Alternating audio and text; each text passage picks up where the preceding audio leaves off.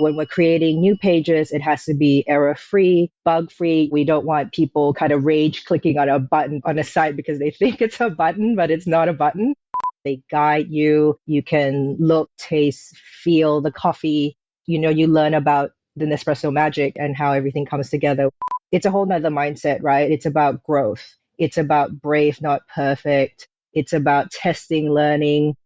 It's finding that balance of how do we digitalize some of that wow experiences that we have in store to kind of lead into where we want to be as an e-com channel. Welcome to Add to Cart, Australia's leading e-commerce podcast that express delivers all you need to know in the fast-moving world of online retail. Here's your host, Bushy. I hope you've got a big cup of coffee with you as we get into today's episode. As we know, great coffee isn't just about the taste, it's about the experience. It's a product where a place, a smell, a habit can evoke really powerful memories and emotions in us. So the question is, how do you bring that to life online? And today we are lucky enough to talk about it with just the biggest coffee company in the world. Welcome to Add to Cart. My name is Bushy, joining you from the land of the terrible people here in Brisbane, Australia. And today I am chatting with YC Yu, who is the head of e-business at Nespresso Australia. Over the last 5 years, YC has helped transform Nespresso's digital experience, moving from electronic commerce to experiential commerce. It's a different type of e-commerce. And it's not just about selling coffee pods. It's about creating an immersive, personalized journey that keeps customers coming back time and time again. In this episode, there are so many nuggets of wisdom. YC shares how her team is balancing global strategy with local relevance, how the Nespresso team are bringing AI into the picture, how they've set up subscription models, and how they personalize to elevate the online coffee experience. Plus, YC reveals her secrets to building a high-performing e-commerce team and why she believes in stealing with pride when it comes to innovation. If you haven't already, I would love to extend an invite for you to join us on our live webinar coming up this Wednesday. That's this Wednesday, the 19th of February. And we will be talking all about the Retailer's Guide to Shopify's Winter Editions. As you know, Shopify dropped over 150 new features, and luckily enough, I have Dawn from Shopify and Chris from Oz Hair and Beauty here to make sense of it, because I don't expect you to understand or get your head around 150. We are going to go through them and find the ones that are most relevant to Australian retailers. So you need to register to join. Head on over to addtocart.com.au, register for the webinar, and we'll send you the link to the live webinar where you'll also get to ask your own Q&A questions on Zoom. As always, a big shout out to our partners Klaviyo and Shopify for making this episode and this podcast possible. Now, let's brew up some e-commerce insights with YC. YC, welcome to Add to Cart. Thanks so much for having me. Long-time listener, first-time caller. I love the callers when they come in. We first met at iMedia on the Gold Coast a couple of years ago at that awkward speed dating chaos event. Speed networking, yes. We kind of hit it off straight away. I was really impressed by how generous you were with sharing your knowledge and how much you were keen to learn from others. Sometimes you go to those events and there's a vendor and a retailer situation and it's all like, all right, what have you got for me? You were like genuinely wanting to have a two-way conversation. And from that point on, I was like, oh, you're really interesting. You're really curious. And I love that in leaders in e-com. For me, like attending these kind of events, it's really about gaining inspiration and learning from others. I have a strong growth mindset. Evolution is my purpose. So the minute I get into a room, I meet people and somebody like you, I'm like, I have to pick your brain. There's so much I want to know. So let's have a conversation. And here we are, I guess 2 years later, we've worked on a few things together, did a workshop. You're kind of part of our e-com journey, which is exciting. That was fun. That was great, that workshop day. But we are here to learn about you. So I'm going to not allow you to pick my brains in this one. I'm going to pick your brains for our listeners. Let's start because you are head of e-business at Nespresso, obviously a huge global organization. Tell me about what the head of e-business at Nespresso does. But it's really clear why we exist and what my role is. It is about three things: performing, transforming, and thriving, and performing, I guess, meaning we're rolling out campaigns and making sure that the site has a seamless journey for customers, transforming, kind of strategizing, accelerating the channel. And then thriving is really about growing self, leading the teams, making sure that they're engaged, they're high performing, and yeah, they're growing. Awesome. So what does a typical day look like for you then across all those three areas? No, 2 days is the same, but it usually covers, I guess, one of three areas, right? So I'm either reviewing or gathering data. So we pride ourselves on being customer centric and data driven. So we're always looking at whether it's sales results, how the categories are performing, or we're looking at engagement stats. So conversion rates, abandoned carts, things like that, into what customers are saying about us. So customer voice, requests for assistance, all of those topics. And then it's also to kind of keeping abreast of trends. Like there's just so much happening out there. What do we pick that we can use internally that makes sense to the higher vision? I guess the second thing is about strategy and planning. So working with the leadership team and coming up and strategizing the longer term vision, and then planning with the team from rolling out features on the site to campaigns to even what goes on our homepage, because we change that quite frequently and there's a lot of testing and learning. And then finally, it's about execution. So once we review the data, we've strategized, we've planned, it's really about rolling it out.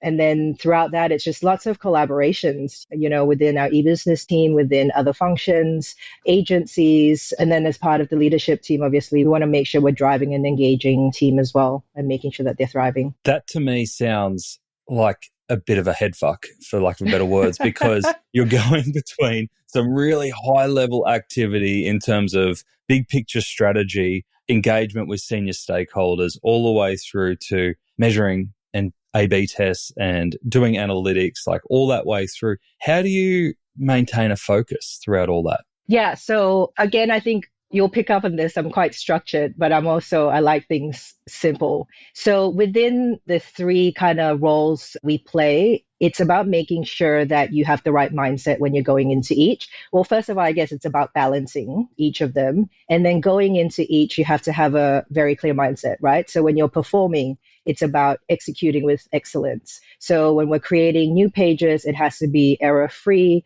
bug-free. We don't want people kind of rage clicking on a site because they think it's a button, but it's not a button. And then it's about the 1%ers, right? Like, how do you continuously improve? So for the product pages, for example, we've now launched coffee specialist testimonials. We've then added recipes. So it's about constantly improving with kind of the 1%ers. And then when you get into transforming, it's a whole nother mindset, right? It's about growth. It's about brave, not perfect. It's about testing, learning. We decide what's a MVP and we go live with it. And then we let customers kind of tell us which part of it they like, which part of it they don't like, and then we iterate. So it is a different mindset. And once you're clear on it, then when you go into each, it's easier for you to find an approach that makes sense. Do you do anything to get yourself in the right mindset? Yeah, I think looking after yourself, right? Making sure that and everyone's work-life balance is different. For me, it's even just the basics, like making sure that you get enough rest. Water is life. I mean, coffee is too, but there's water in coffee. You'll always there is water in coffee. Making sure that is, and really kind of doing what you love. I think when you figure out what that is, then the days go by really quickly and you don't feel like you're working. That's always struck me about you, and especially when I see you around your team. You've been at Nespresso for 5 years, but it feels to me like you've still got day one energy and passion for what you and the team are trying to achieve. I want to go back to what you said there around trends and transformation. Obviously, Nespresso shook up a coffee industry that is hundreds of years old with the pod systems and the make coffee at home yourself that was simple and easy to do. I can imagine now that that's a well-ingrained concept in market and people recognize it and know it. There are times where it feels like you are having change or transformation put onto you rather than being the leaders of the change always. Is that fair? There's power in being the pioneer in this space. And like you said, we created the category back in the 80s. But the beauty of the brand is we keep innovating. We're the originals, but we keep innovating. We come up with new products, whether it's limited editions and new machine lines or accessory lines to kind of all tie back to what the system is all about. It is that Nespresso magic where the coffee, the machine, the accessories work together to deliver that perfect cup of coffee every time. It takes out the guesswork. The machine, in our virtual line, the machine reads the barcode and understands what cup size it should be brewing. And then you touch the button. There's roast and ground coffee inside the capsule. It's hermetically sealed for freshness. You don't have to worry about coffee oxidizing, but the coffee goes into the machine reads the barcode, it just extracts the coffee. And there you have it. It's consistent every single time. You know what you're getting. And most of all, it uses the exact energy, water, and coffee to deliver that one cup. So there's also no waste. And we call that precision consumption. Precision consumption. I love that. Looking on your website before we came on today, I had a look through and I was like, where are we at Nespresso? What are we doing at the moment? And I saw that you've got a gift with purchase there at the moment, as well as win a trip to Byron, I think it was. One thing that strikes me is that exactly like you said, you rely on introducing new flavors, new products, updating things, limited releases, gift with purchase, rather than discounting. Is that a deliberate strategy, is to try and keep prices as stable as possible, but keep things interesting by offering throughout the ecosystem? For us, it's really important to kind of demonstrate value beyond price.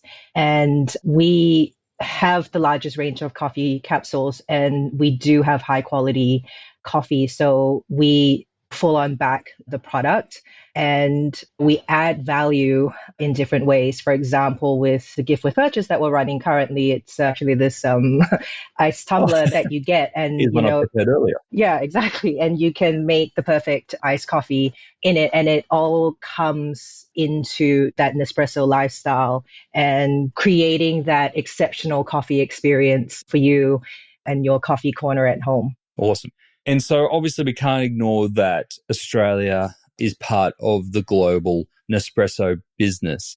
Can you talk us through that model? Because you look after the Australian e-business team here, but linked to the global strategy and the global executions. What are the positives and potentially challenges to that model? Yeah, I mean, for me, two big positives when you work for a global company. The first one is scale. I mean, you've got global teams working on all aspects of the brand and the business, right? So like we've already mentioned, new product innovation, whether it's limited coffee, edition coffees, or it's even new permanent ranges. Even from a brand point of view, I mean, having George Clooney as a global ambassador, we can do that as a global brand. The other thing for me is about community.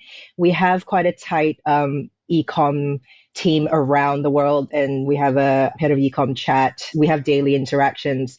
The beauty of that is someone somewhere out there is working on the same thing, on a similar thing, trying to answer a similar question you have, or trying to solve a challenge that you might have. And as you know, I love picking people's brains, but that we just put it out there. Oh, how are you guys working, potentially with SEO? How are you guys increasing AOS? Oh, we tested this, banner on the page and it's working, and, we're getting more opt-ins here through different strategies. So there's a lot of sharing. There's a lot of inspiring. There's a lot of also brainstorming.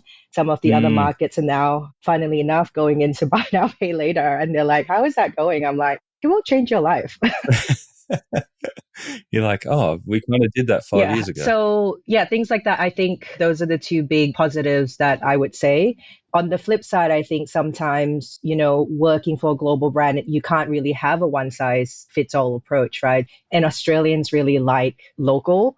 So it is about like what we call globalization. It's making things relevant. And a good example would be there's a lot of assets that come out of HQ that has espresso coffee, but we know that 86% of Australians drink coffee with milk. So then that doesn't resonate as well. And then we basically change some of the artwork to feature coffee. We always feature coffee with milk. Yeah, okay. That makes sense. In terms of those other markets, are there any that particularly inspire you that when you're having those chats in those groups, you're like, oh, they're always doing really interesting stuff? Like not necessarily from an Nespresso perspective, but just as an e-commerce market? Yeah, so many. I mean, the UK does a lot of interesting things. They're always also testing and learning different things on their PLPs. Personalization is big for them, also big for us. We're always stealing with pride from them on how they personalize. Dealing with pride. Yes.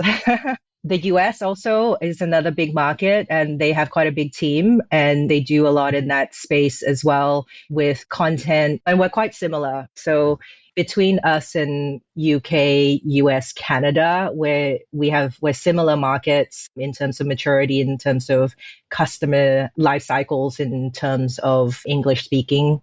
And then we always look to some of the Asian markets that do some also fantastic things, but on a different scale, right? They obviously have to localize more than we do, and we pick up a lot of that as well. Yeah, cool. And I'm really interested in the globalization concept in terms of how and where you draw boundaries. And obviously, every global organization will be different and the cultures will be different in organizations. But from your perspective, how much can you personalize the experience to the Australian market? Because obviously, there are limitations around the marketing materials that you may inherit, the technology stacks that you use, the ways of operating. How do you draw that distinction of how far you can go with your localization?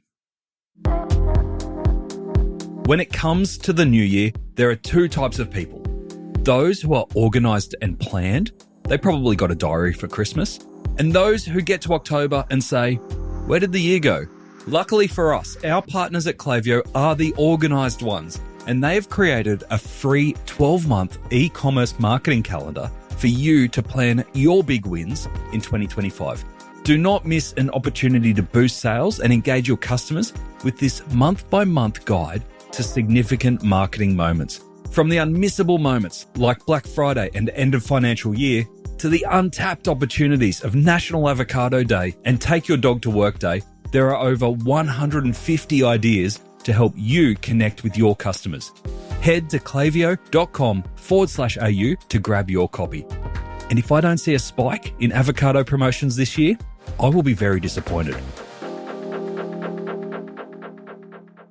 You have to be quite pragmatic about that, because the beauty of us being that global brand is that the brand has been built to that level that people recognize it, right? So you don't want to kind of change everything that comes out of global. You want to take the best of what comes out of global from a concept and a strategy. And I think at the same time, we're a business that is customer centric. So we want to make sure that the brand resonates with customers in different markets, which is also why we have offices in different markets to be able to do that. So there will be stuff that we're like, hey, there's no reason to touch this. And then there's things that we will go local with. I guess an example of that, from a strategic point of view is last year, our global and our local CEOs became signatories of the Women's Empowerment Principles. And that's really about promoting gender equality, female empowerment to drive positive outcomes for societies and businesses. So from a global level, we're working with women in coffee farms, we're training, we're kind of leadership, financial literacy, all of that on quite a global scale. And then on the local level, we've partnered with Too Good Co. So they're a great company. They're Sydney-based. They support and empower. They also employ women kind of with that lived experience of homelessness, domestic violence.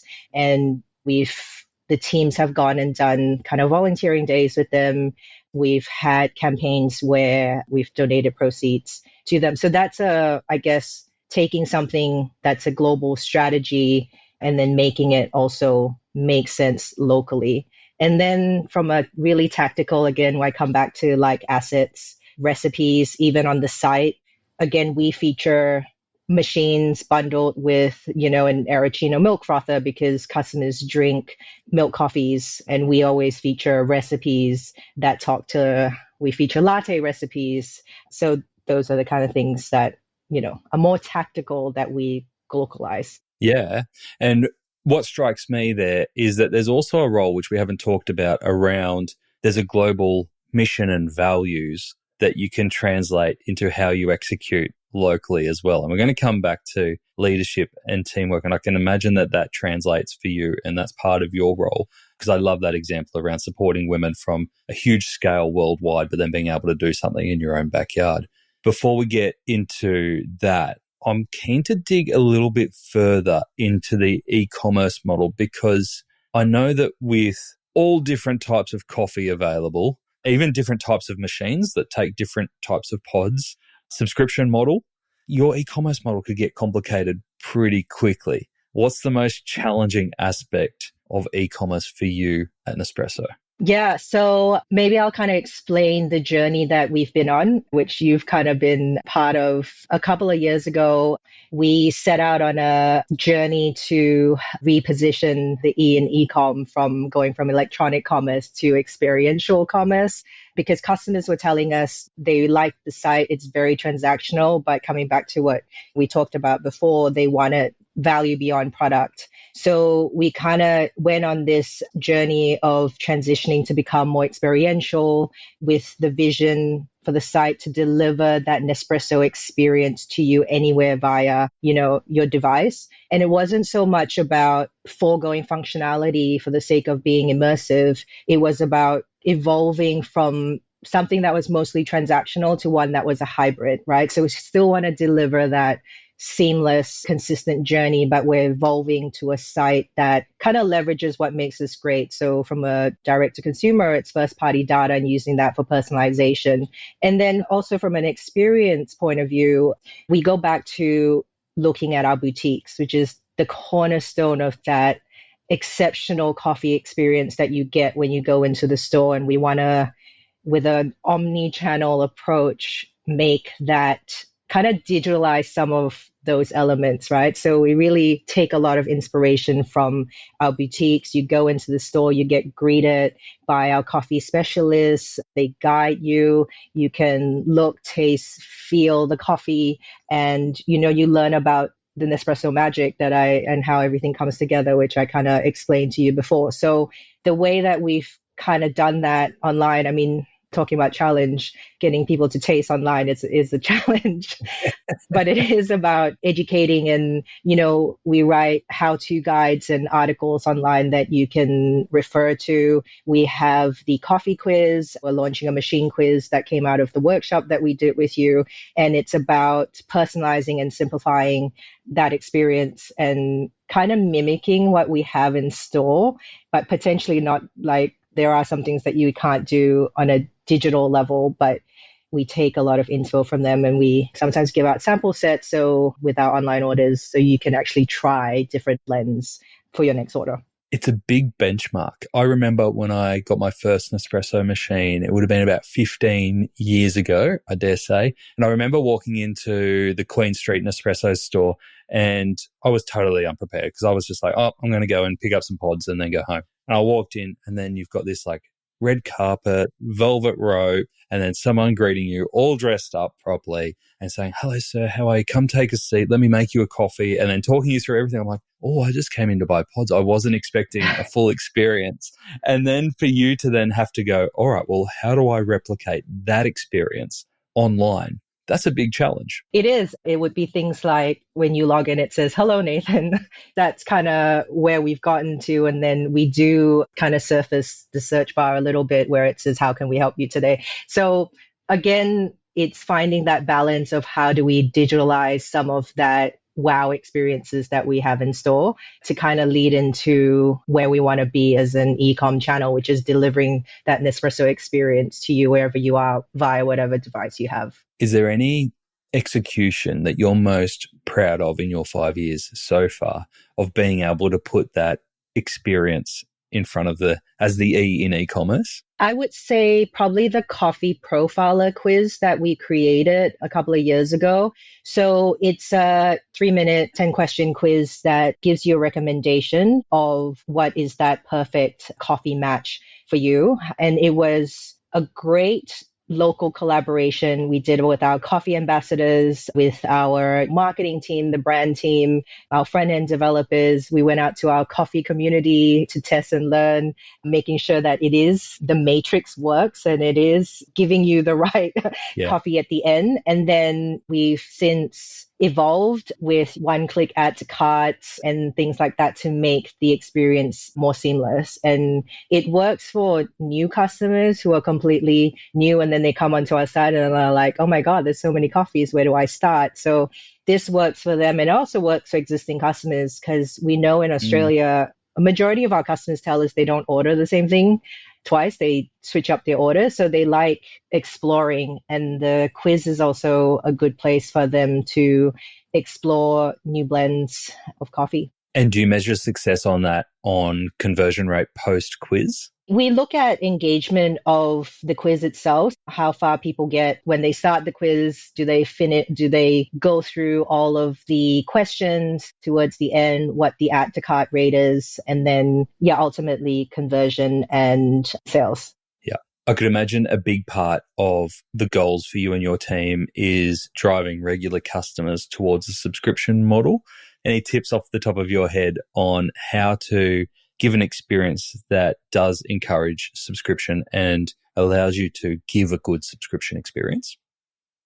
You have to understand the customer journey and when to offer that as a offering. We have a Coffee Plus, which if you set out a reoccurring order and it's over 75, you get free delivery, and we send you the coffee in the frequency that you want. So it could be 2 weeks, it could be a month. What we learned is that suggesting it their second or third order, once they learn about what are the blends that they like and what orders they make, then it's easier for them to create a reoccurring order. Allow them to get settled in first. Exactly. But at the same time, it's also important to drive that awareness. So we do feature it on the homepage across the site, like where you are buying coffee, just so that they have at the back of their mind that we have the service. It will be from the homepage to the PLP, even on the PDPs.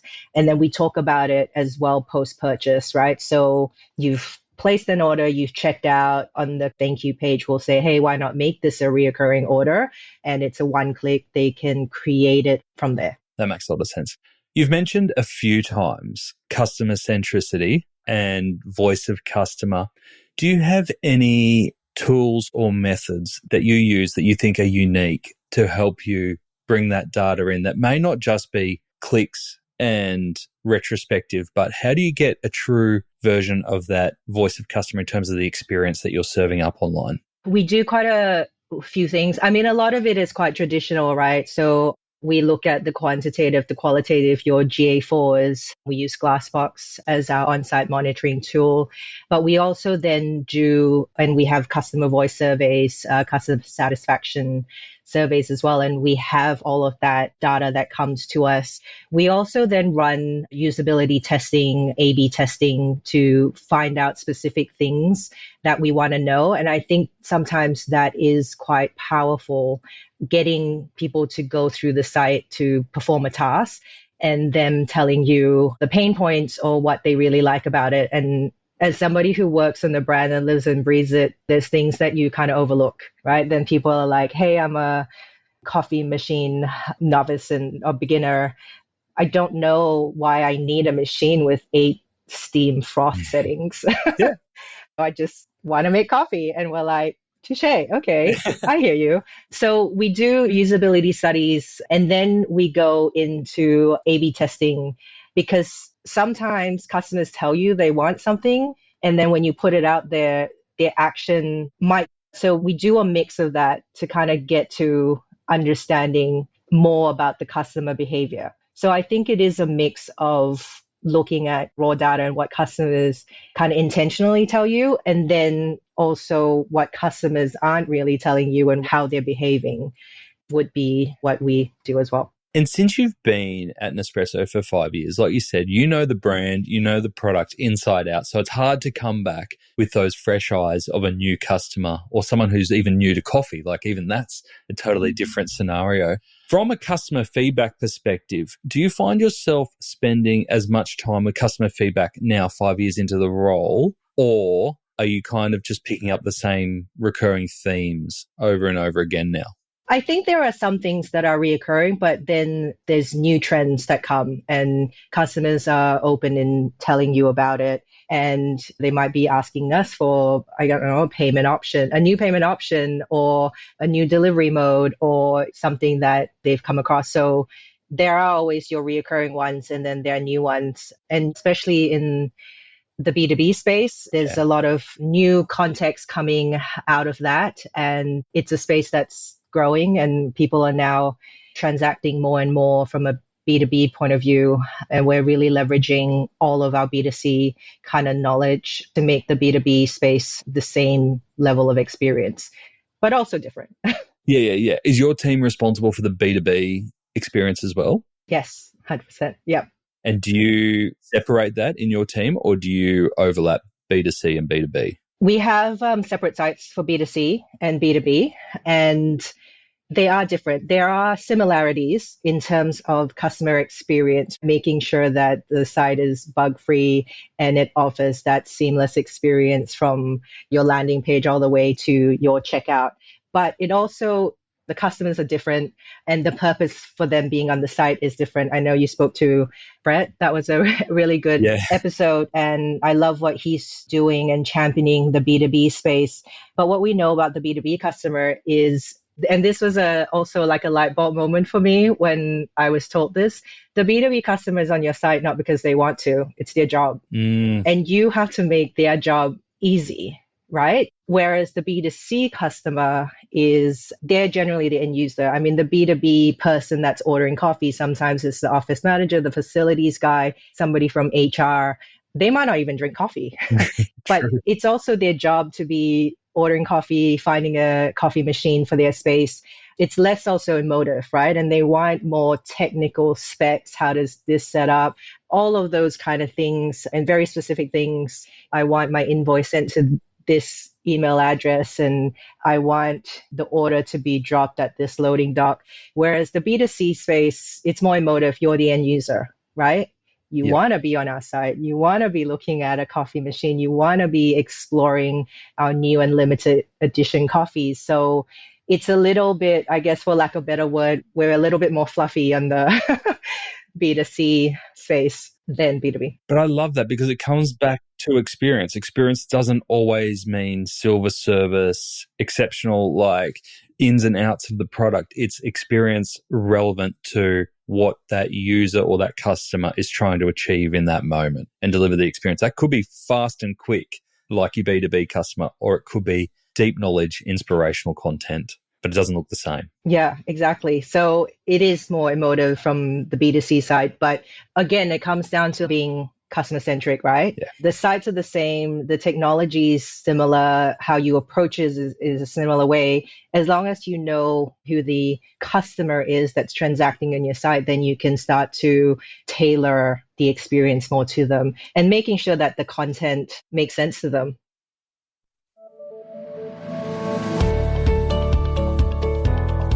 Building a business that's good for the planet and your bottom line isn't for the faint-hearted. But who gives a crap made it happen, growing from Aussie startup to global powerhouse with Shopify. They've scaled their e-commerce operations and streamlined B2B sales while making sustainable choices simple for customers everywhere. With Shopify, it was easy for the team to manage everything from one platform, driving global revenue growth by 2 times year over year.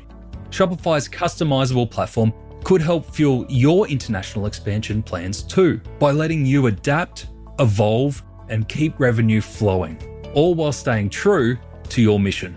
To read more success stories, visit shopify.com/case studies and get ready to go global.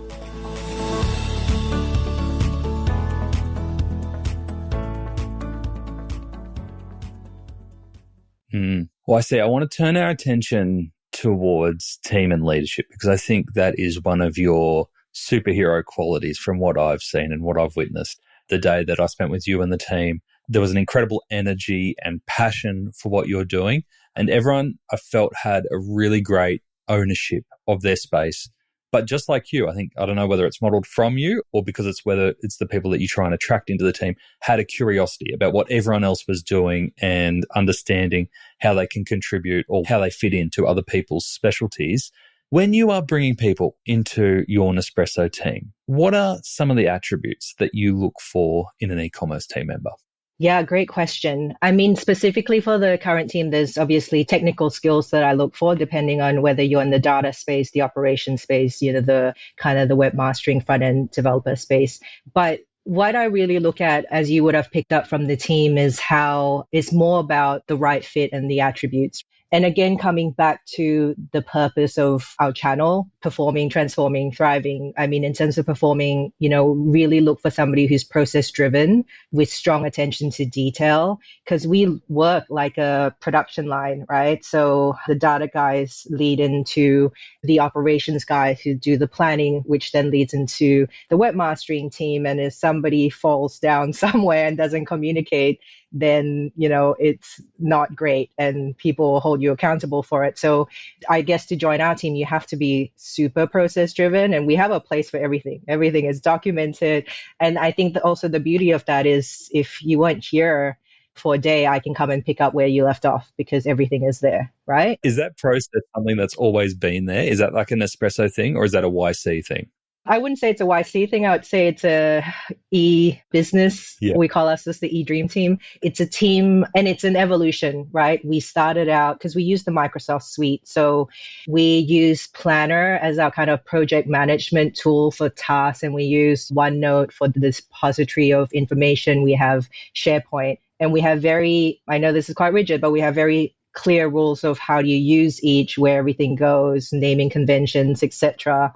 But we evolve, right? So every half a year or a year, we kind of review how we work. And it's like, what's working? What do you stop, start, continue? And then the guys will feedback things. I'm not as operationally involved, but then they'll tell us, this OneNote with all these things that doesn't work anymore. We have to switch it up. So it's kind of something that evolves with the team and they all have something to contribute to it. And that's why I think you sense that ownership because it's something that we built together. And I'm not, it's not YC, it's and the e-business team. Like I'm part of that team together, like we're a collective. Awesome. I feel like we've gone on a tangent.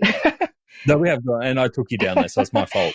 We were talking about the attributes you look for in a team member, apart from the obvious skills and fitting into process. When you are interviewing, is there any special questions or any special cues that you look for to go, yeah, they fit the culture? More kind of about them, right? About their purpose, about what drives them, what motivates them, situational questions. I mean, one of the things, as you mentioned about that you picked up from the team, they all have a growth mindset, right? They're curious. They want to see what's out there and they work together really well. So, I look for somebody who is curious as well. And you would ask them things like, what's the latest trends that you might have seen, or which other retailer are you inspired by, things like that. And then kind of working together, seeing how they operate together and their strong communication skills. We, I guess, over communicate on a lot of things, but it makes sense just so that everyone is across everything and anything. And that's how then the team becomes tight knit. And it's also about sharing openly. I talk a lot about growth.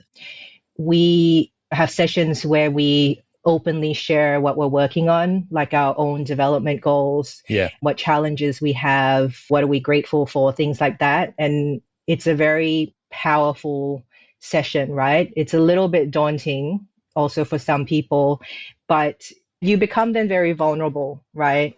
And we go around the room. I mean, like, obviously there's a lot of pre-work and I tell them I'm going to be asking these questions. So I don't just bombard them by openly sharing what you're working on, right? So it could be you want to speak up more in meetings or you want to build a bigger network. And these might be outside of your general day-to-day stuff. By sharing it, There's, wider team of people that's there to support you. So we might then be in a meeting and we know you want to speak up more, and it'll be like, hey, Nathan, what do you think about this? And the team kind of comes together. That kind of sharing and transparency, I think, creates that psychological safety. And there's something also called kind of the equational speaking, where everyone gets a turn to speak. And I think that's also quite powerful. Yeah, that's brilliant. What about you? When it comes to growth mindset, you've mentioned that a couple of times. How do you continue your growth mindset? How do you upskill yourself? Yeah, I think in a lot of ways, the big one for me is really on the job learning. So I'm curious about a lot of things. I have a list of questions I want to get answered, and then I kind of go out and search for them, how to unpack things, work in cross-functional projects and learning new skills from different departments, and then coming back to colleagues around the world, industry experts like yourself. Thank you so much for letting me pick your brain on things. It goes both ways. Sharing, stealing with pride. And then there's obviously the skill-based courses, right? So we use Baymart a lot, which kind of tells you what's best practices from a UX point of view. And I'm on that site a lot looking at different things. The B2B Ecom Association has their professional trainings certification, which I'm trying to do at the moment. And then there's like leadership training. Brett will chase you if you don't do it. Yeah, I know. I was like, it is a open tab on my browser, Brett. I'll get to it. And then leadership training. And then the other thing is getting inspiration from going to conferences like where I met you and, online retailer, etc. Books, podcasts, your Add to Cart podcast. Yeah, there's so much out there once you go looking. And what I love is you don't just look and absorb everything, because you could be drinking from a fire hose. I love what you said of like, you've got a list of a few questions that you really want answers to. And if you've done that groundwork of networking and being genuinely open and curious, you'll have a network of people you can ask those questions to when they arise. So I think you do a really great job there. Well, I can't let you go without asking, what's your favorite Nespresso flavor? Tell me you're a coffee drinker to start with. I am. And then you got to give us a tip. What's the flavor? What's your go-to? Okay, so I would say in the original line, it's India. It's spicy and intense, just like me. And then from a virtual line, it has to be iced Ligero. I mean, it's a coffee made for ice. It's a double espresso, so it's also perfect for latte. It's basically 1 part coffee, 3 parts milk, and you get that perfect iced latte in your tumbler. There you go. What a tip. All right. If you like your coffee, go in and grab one of them. Improve those conversion rates for YC. YC, next 12 months, we've already seen a pretty crazy start to the year. Everything from new AI models to some larger businesses going out of business to changes in the TikTok world. What's your focus for the next 12 months? Yeah, it's about continuing our journey to experiential commerce, kind of delivering that exceptional coffee experience. We're double downing on the value we offer to our club members, staying locally relevant. And then also a big part going into this year. Last year, we worked with you to kind of come up with new features like the machine quizzes, revamping our recipe hubs. This year, there's also a focus on let's sweat the assets, right?